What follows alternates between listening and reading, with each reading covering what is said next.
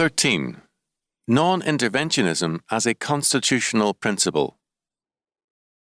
The Constitution of the United States is very clearly a non-interventionist document. The non-interventionist premise is apparent not only in its various articles, but also in the doctrine of express powers. Whatever the Supreme Court interpretations of the Constitution may be, it is clear that the intention of the framers and the language of the document itself is the language of express powers. Let us examine specifically and briefly some of these aspects of non-interventionism. First of all, Amendment 9 reinforces this already implicit concept by explicitly prohibiting federal intervention in the self-government of the people. The premise of this is a concept of government very different from that prevalent today.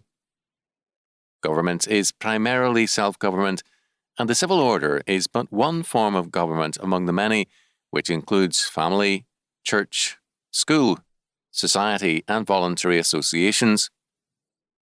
Second, intervention in the self-government of the states, and by implication of their constituent units, the counties, is forbidden in Amendment 10.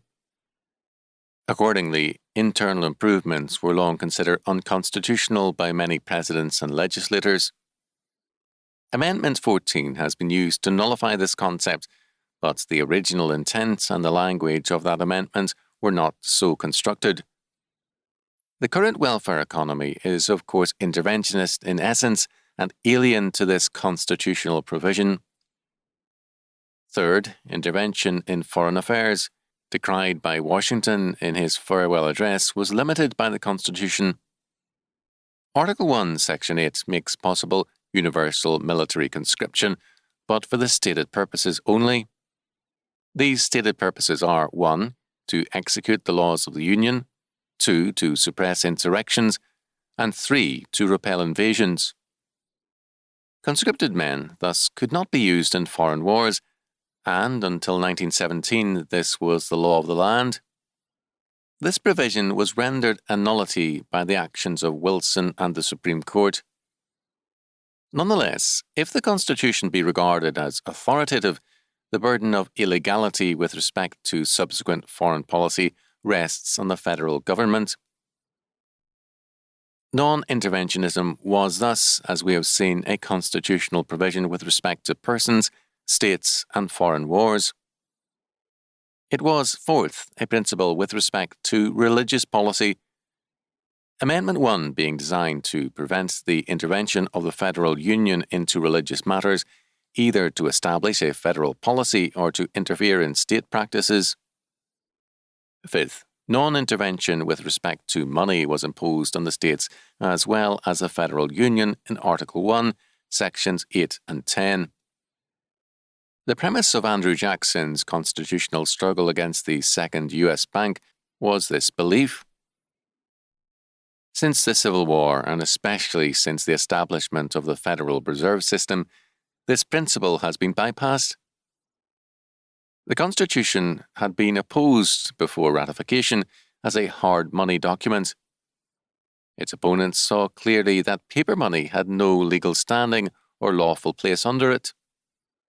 Sixth, the Monroe Doctrine, December 2, 1823, made two fundamental applications of this principle of non-interventionism. 1.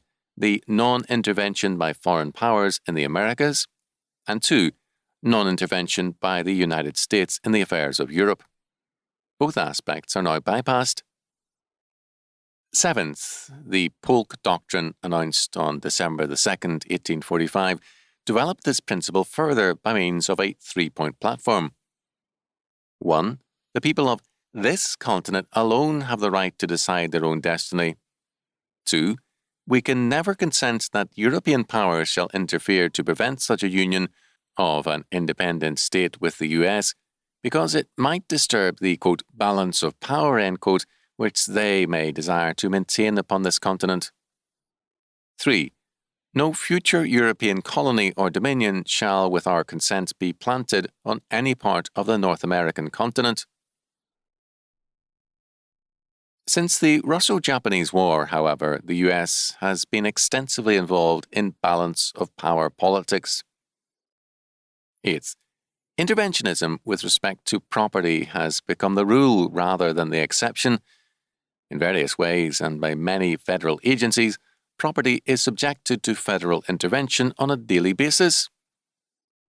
One such instance is urban renewal. The Fifth Amendment declares, quote, "No person shall be deprived of property without due process of law, nor shall private property be taken for public use without just compensation." End quote. Urban renewal condemns private property for private use. In 1954, in Berman v. Parker, the Supreme Court made this possible by ruling, quote, "The concept of the public welfare is broad and inclusive. The values it represents are spiritual as well as physical, aesthetic as well as monetary." End quote. Urban renewal, by taking property from some for the profit of others, has thus been conducive to the oligarchic developments which the Founding Fathers feared. The basis of this change from non-interventionism to interventionism in constitutional theory is a sociological approach to the Constitution.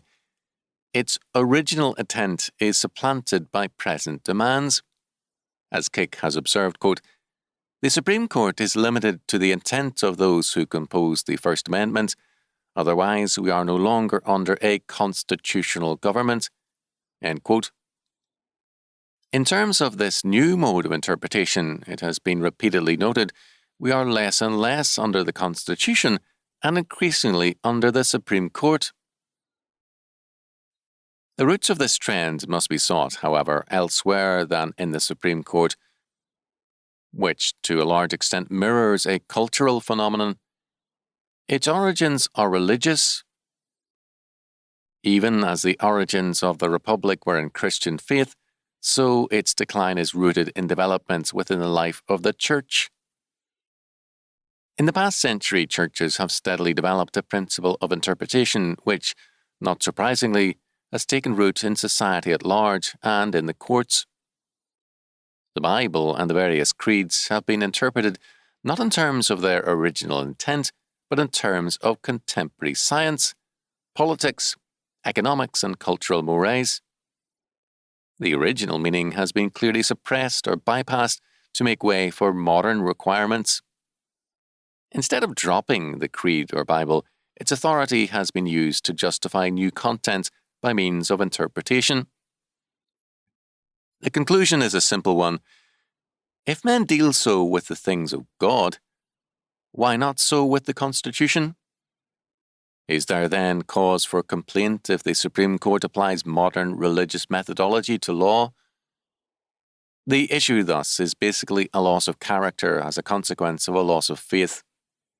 The Constitution still stands, basically the same document despite certain amendments, and its character has changed little in the past 50 years.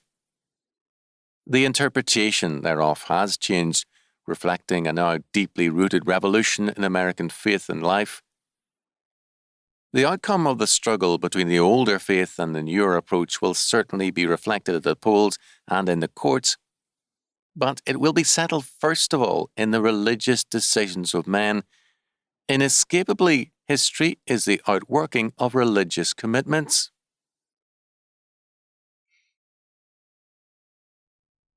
This has been a Chalcedon Foundation production, produced by Grace Community School and Nicene Covenant Church.